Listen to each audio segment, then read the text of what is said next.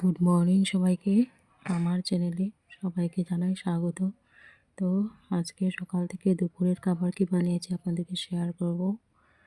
এই ভাজিগুলি কাটিয়ে নিয়েছি আর শাকগুলি চানা দিয়ে বানিয়ে নেব। তারপর বেগুন ঝোল বানিয়ে নেব। আলু দিয়ে তরকারি বানাবো, আলু চিকেন তরকারি। তো পটলগুলো আমি কড়াইতে দিয়ে দিলাম, অল্প হলুদ দিয়ে দিলাম। তারপরে ভাজা হয়ে গেলে উঠিয়ে নেব, গ্রেভি বানিয়ে তরকারি দিয়ে দেব। ভাজিগুলো সম্মান দিয়ে নিলাম,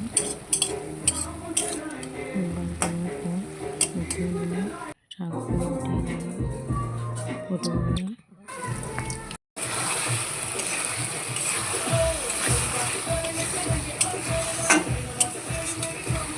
আমার তরকারি তৈরি হয়ে গেল। এখন বাবা মেয়ে তৈরি হয়ে গেল খাবার।